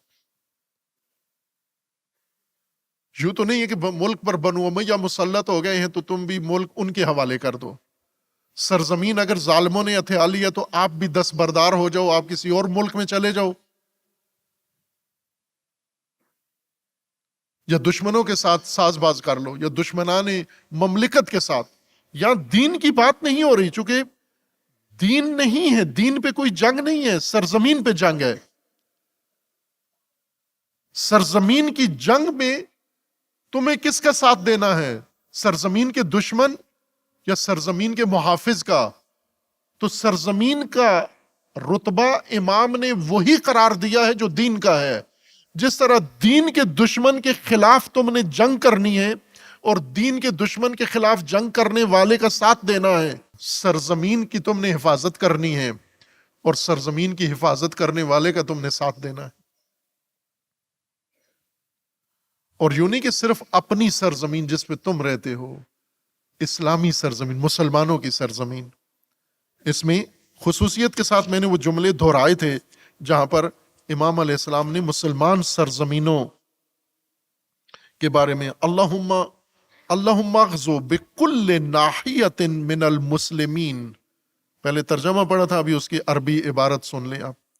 اللہم اغزو، اے خدایا غزوہ کر، پیکار کر، جنگ کر، بکل ناحیت من المسلمین، مسلمانوں کی ہر سرزمین، ہر ناحیہ، ہر کونا، ہر خطہ جو مسلمان جہاں پر آباد ہیں، علی من بعزائہم من المشرکین، جس دنیا میں خطے میں مسلمان آباد ہیں ان کی سرزمین پر حملہ کرنے والے ہر مشرک کے مقابلے میں اے پروردگار اغزو، تو پیکار کر، تو غزوہ کر، تو جنگ کر، تو نبرد کر. وَأَمْدِدْهُمْ بِمَلَائِكَةٍ مِّنْ عِنْدِكَ مُرْدِفِينَ، اے خدایا مسلمانوں کی سرزمین میں جہاں بھی کسی مشرک نے، کسی دشمن نے حملہ کر دیا ہے، تو ملائکہ مردفین کے ذریعے، صف باندھے ہوئے ملائکہ کے ذریعے ان کی مدد کر، حتی یکشفوہم الی منقطع التراب قتلا فی ارضک واسرا، اس حد تک تو کر کہ اس سرزمین، اس خطے پر قابض یا ان ملائکہ کے ہاتھوں مر جائیں یا اسیر ہو جائیں، اور تیری سرزمین اور مسلمانوں کی سرزمین آزاد ہو جائے. او یقروا بانک انت اللہ الذی لا الہ الا انت وحدہ لا شریک لہ، یا وہ سرزمین آزاد ہو جائے اور اس پر تیری وحدانیت کا پرچم لہرا جائے، اور وہاں پر وہ زمین پر تیری عبادت اور تیری معبودیت کا چرچا ہو جائے. اس وقت تک تو اس سرزمین پر ملائکہ کے ذریعے سے نبرد کر. خوب یہاں سے ہمارے جو مرحوم عزیز عابدی صاحب، اللہ تبارک و تعالیٰ انہیں ائمہ اطہار کے ساتھ معشور فرمائے، اللہ تبارک و تعالیٰ انہیں حضرت امام زین العابدین علیہ الصلوۃ والسلام کا جوار نصیب فرمائے. ان کی اولاد ہیں، تشریف فرما ہے، اللہ انہیں صحت و سلامتی عطا کرے، خصوصاً افضال بھائی جو ایک بیماری سے اس وقت نبرد آزما ہے، اور الحمدللہ اللہ انہیں شفا دے رہا ہے، شفا کاملہ عطا فرمائے. اور باقی ان کی اولاد کو، بیٹوں کو، بیٹیوں کو اللہ تبارک و تعالی توفیق بندگی نصیب فرمائے انشاءاللہ. ان کے اعزاء اقارب مجلس میں تشریف فرما ہے، دوست ان کے تشریف فرما ہے، طلاب علماء یہاں تشریف فرما ہے.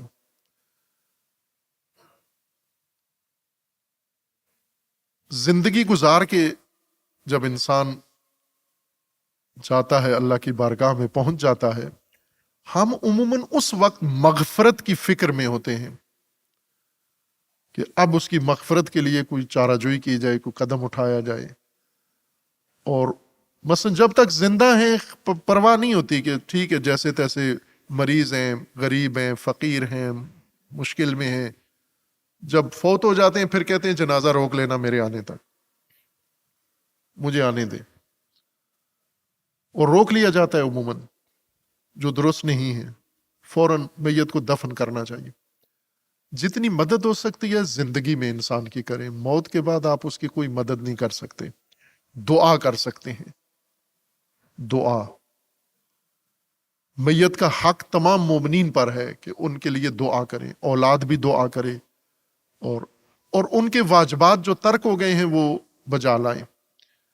لیکن مومن کو مرنے سے پہلے یہ حکم ہے کہ تیاری کے ساتھ مرو، دنیا کا کام مکمل کر کے مرو، ادھورا کوئی چھوڑ کے نہ جاؤ، پچھلوں کے لیے نہ چھوڑ کے جاؤ کچھ بھی، کیونکہ لا تازر وازرۃ وزر اخرى، کسی کا بوجھ کوئی اور نہیں اٹھائے گا، کسی کا بوجھ کسی نے نہیں اٹھانا، نہ بچے کا بوجھ والد نے اٹھانا ہے، نہ والد کا بوجھ بچے نے اٹھانا ہے۔ دنیا میں کرتے ہیں ہم، بوجھ اٹھاتے ہیں، خرچہ والد دے رہا ہوتا ہے، خرچہ بچے دے رہے ہوتے ہیں، لیکن عاقبت میں ہر ایک کی اپنی کارکردگی ہونی چاہیے۔ اپنی کارکردگی ہماری صرف یوں نہیں ہے کہ ہم مسجد سے گھر اور گھر سے مسجد میں اپنا دین، ادھر گھر سے مسجد اور مسجد سے گھر تک۔ اہل البیت نے جو دین کا میدان بیان کیا ہے وہ بہت وسیع ہے۔ اس میدان میں آپ کے اوپر ذمہ داریاں ہیں، اپنی ذمہ داری ہے، اپنے خاندان کی ذمہ داری ہے، اپنی قوم کی ذمہ داری ہے، اپنی مملکت کی ذمہ داری، اپنی سرزمین کی ذمہ داری ہے۔ یہ اہل البیت کے تعلیمات ہیں۔ یہ انشاءاللہ اللہ توفیق دے، صحیفہ مکمل جن کاموں کا ارادہ تھا، میں قم سے جب آیا تھا تو نوٹ کر کے، نوٹ بک میں کرنے والے کام نوٹ کر کے لایا تھا، ان میں سے ایک صحیفہ مبارکہ سجادیہ کی تفسیر تھی کہ انشاءاللہ اللہ نے توفیق دی تو اس کی تفسیر کرنی ہے، نہج و بلاغہ کی تفسیر کرنی ہے۔ یہ وہ کام تھے جو یہاں آ کر تعمیرات کی نظر ہو گئے اور سارے منصوبے رہ گئے۔ معلوم نہیں آگے کتنی توفیق ہے، کتنی عمر ہے، ہو پائے گا یا نہیں، لیکن اللہ توفیق دے، اس دعا کو انشاءاللہ تشریح کرنے کی توفیق دے خداوند تعالیٰ۔ انشاءاللہ اس کو مکمل تشریح کریں گے ہم۔ اس میں ہماری ذمہ داری ہے 5 فروری کی چھٹی کشمیر کی منا کے اس میں کرکٹ کھیل لینا اور اس میں دعوتیں کر لینا اور اس میں اپنے نجی امور انجام دینا، میرے خیال میں یہ انسانیت نہیں ہے۔ کم از کم جس بابت چھٹی ملی ہے اس موضوع پر تو 5 منٹ کچھ نہ کچھ کر دکھاؤ کہ اس وجہ سے آج ہمیں چھٹی ملی ہے۔ کشمیر کی چھٹی ہے تو کشمیر کے نام کرو اس کو، پورا دن نہیں ہے تو تھوڑا دن، آدھا دن، کچھ ٹائم، اور اس دن بھی صرف موم بتی نہیں جلاؤ بلکہ کوئی مثبت کام کرو، اور وہ یہ ہے کہ کشمیر کے متعلق امام زین العابدین علیہ السلام کے اس دعائے شریف کے مطابق اپنے آپ کو ذمہ دار سمجھو۔ پاکستان نے کشمیر کے لیے بہت کچھ کیا ہے، اور پاکستان نے ہی کشمیر کو ضائع بھی کیا ہے۔ پاکستانی حکمرانوں نے، جنہوں نے کشمیر کے لیے بڑے اچھے قدم اٹھائے ہیں، وہ بھی پاکستانی حکمران رہے ہیں اور پاکستانی مختلف طبقات، اور جنہوں نے کشمیر پہ سودا کیا ہے اور اپنا اقتدار مضبوط کیا ہے وہ بھی پاکستانی ہی ہیں۔ صرف کشمیر نہیں، کشمیر تو ہمارے جوار میں ہے، اور کشمیر کا نہ رہا پاکستان نے، جس وجہ سے کشمیر کا موقف کمزور ہے۔ یہ جو ہم کہتے ہیں کشمیر بنے گا پاکستان، یہ دنیا نہیں مانتی، اور یہ ہدف پاکستانیوں کے بس میں بھی نہیں ہے پورا کرنا، بلکہ اب لینے کے دینے پڑے ہوئے ہیں ان کو، وہ مدعی ہو گئے ہیں اس حصے کے جو پاکستان کے پاس ہے۔ درست کام یہ ہے کہ کشمیریوں کو، ملت کشمیر کو اپنی خود ارادیت کے تحت اپنا فیصلہ خود کرنے دیں۔ ہم قطعاً یہ مشورہ تو نہیں دیں گے کہ ہندوستان کے ساتھ الحاق کرے، اور نہ کوئی کشمیری کرنا چاہتا ہے اور نہ انہیں کرنا چاہیے۔ تاریخی طور پر، اخلاقی طور پر کشمیر کے ہندوستان کے ساتھ، بھارت کے ساتھ دیکھ لیا آپ نے رویہ مسلمانوں کے بارے میں، موجودہ حکومت کا وہاں کا۔ پاکستان کے ساتھ الحاق اگر کشمیری خود چاہتے ہیں تو بہترین فیصلہ ہے، لیکن وہ پاکستان کے جو سابق کرکٹر ہیں شاہد افریدی، انہیں چونکہ وہ سیاستدان نہیں ہیں، سیاست میں آنے کی تیاریاں کر رہے ہیں بغیر، پہلے ایک کرکٹر آئے انہوں نے جو حال کیا ہے، دوسرا پتہ نہیں کیا کرے گا آ کر، ان کو نون لیگ والے لا رہے ہیں. پہلے اسٹیبلشمنٹ لائی تھی پہلے کرکٹر کو، دوسرے کو نون لیگ لانا چاہتی ہے، اپنا عضو بنا کے سینیٹر بنانا چاہتی. انہوں نے ایک تبصرہ کیا تھا، تو جب انہیں کہا کہ کشمیر پاکستان کا حصہ ہے اور پاکستان کا الحاق ہونا چاہیے، کسی کشمیر ڈے پر ہی ان کا بیان تھا، اخباروں میں آیا تھا، تو انہوں نے ایک بے ساختہ تبصرہ کیا، اور وہ یہ تھا کہ پاکستانیوں سے یہ پاکستان نہیں سنبھالا جا رہا، جو شہر ابھی ہیں پاکستان یہ نہیں سنبھالے جا رہے، اور بھی ساتھ ملحق کریں گے تو پھر اس کو کون سنبھالے گا. دوسرے دن پھر ان کو تکار ہوئی تو انہوں نے واپس لے لیا کہ وہ توڑ مروڑ کے میرا بیان سیاق و سباق سے ہٹا کے پیش کیا گیا ہے. لیکن انہوں نے کہہ دیا تھا کہ ان سے اپنا ملک نہیں سنبھل رہا تو کشمیر کیسے سنبھالیں گے. اور کشمیریوں کو اس طرف توجہ رہنی چاہیے کہ آپ بہترین راستہ آزادی ہے اور بہترین راستہ استقلال ہے. کسی کے مرہون منت نہ ہو، اس سرزمین کو آزاد کرائیں. یہ تاریخی سرزمین ہے، مسلمان سرزمین ہے، اور تمام دنیا کے مسلمانوں پر کشمیر کے لیے آواز اٹھانا واجب ہے. کشمیر کی آزادی کا ساتھ دینا واجب ہے، ملت کشمیر کا ساتھ دینا واجب ہے. امام زین العابدین علیہ الصلوۃ والسلام کی منطق کے مطابق، امام زین العابدین علیہ السلام کے فرمان کے مطابق کہ جو سرزمین اسلام کے نام پر ہے وہ مشرکین اور کفار کے ہاتھ میں نہیں جانی چاہیے. اور فلسطین بھی امام زین العابدین علیہ السلام نے فرما دیا کہ فلسطین اسلامی سرزمین تھی جو کفار نے لے لی، شیاطین نے لے لی، قبضہ کر لیا، باقی ماندہ کو بھی نکال رہے ہیں. اور امام زین العابدین علیہ السلام کا حکم ہے کہ اسلامی ناحیہ، اسلامی سرزمین کسی جگہ بھی دشمن کا منحوس سایہ مشرک کا اس پہ پڑھے، تمام عالم اسلام کو اس کے لیے اٹھ کے کھڑا ہونا چاہیے. اور اگر کچھ بھی نہیں کر سکتا تو تیاری کرے ذہنی طور پر اور دعا کرے، اور اللہ تعالیٰ مجاہدین کا ثواب اس کو عطا کرے گا. اگر یہ فرائض ہم انجام دے کے مریں، دنیا سے جائیں،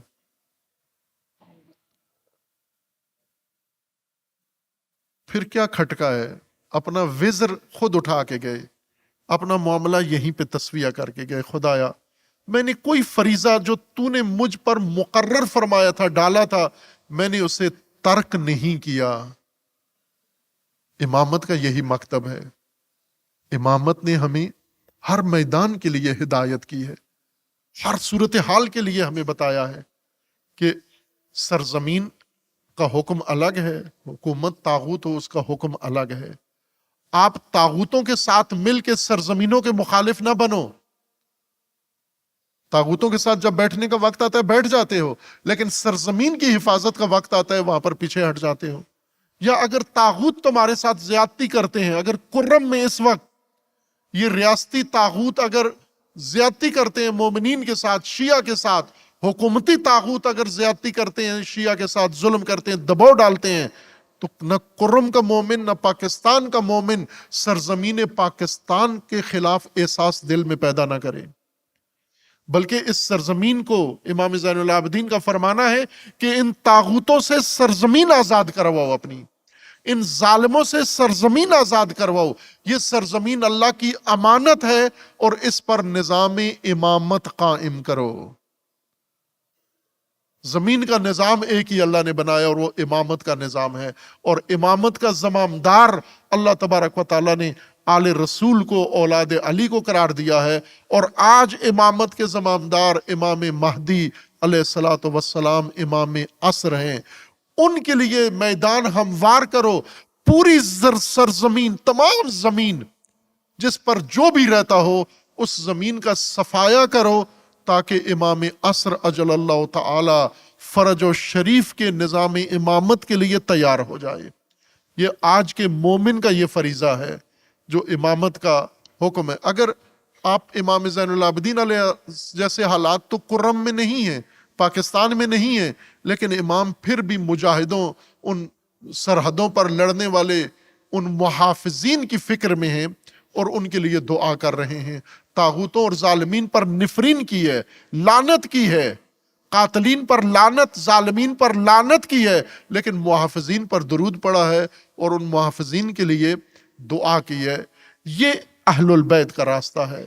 شعبان رجب ہمیں یہ تعلیم دیتے ہیں، رمضان ہمیں یہ تعلیم دیتا ہے، قرآن ہمیں یہ تعلیم دیتا ہے۔ اللہ تبارک و تعالی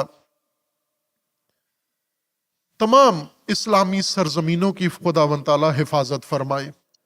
دعا ہے پروردگار کی بارگاہ میں، پروردگارہ سرزمین کشمیر کو آزادی عطا فرما، ملت کشمیر کو آزادی عطا فرما، ان ظالمین کو پروردگارہ ظلم سمیت نیست و نابود فرما، مجاہدین کشمیر کو کامیابی عطا فرما، ملت کشمیر کو سرفرازی و سربلندی عطا فرما، ملت مظلوم فلسطین کو نجات عطا فرما، ان ظالمین کو ظلم سمیت نیست و نابود فرما، مملکت پاکستان کی حفاظت فرما، اس ملک کو دشمنوں کے شر سے محفوظ فرما، ملک کے ساتھ خیانت کرنے والوں کو رسوا فرما، اہلیان کرم کو پروردگارہ ظلم سے نجات عطا فرما، یہ ظلم انجام دینے والوں کو رسوا فرما، پروردگارہ ان ظالم حکمرانوں سے پاکستانی ملت کو نجات عطا فرما، پروردگارہ اپنے ولی عصر حجت عصر اجل اللہ تعالی فرج و شریف کا جلد از جلد ظہور فرما، ہمیں حضرت کے اعوان و انصار میں سے ہونے کی توفیق عنایت فرما۔ آپ تمام مرحومین کے لیے، بالخصوص مرحوم اقبال حیدر عابدی اور ان کے خاندان کے لیے، اور عابدی برادران ان کے والدین کے لیے، اس خاندان کے دیگر راحلین اور مجلس میں حاضر تمام مومنین کے خاندانوں سے، مومنین و مومنات جو دنیا سے گزر گئے ہیں، اسی طرح انتظامیہ ان کے مومنین کے لیے سورہ فاتحہ۔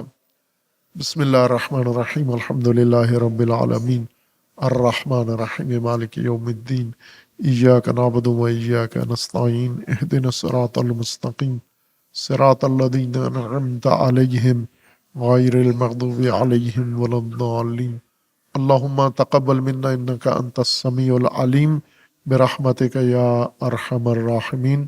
صلوات پڑھیے محمد و آل محمد۔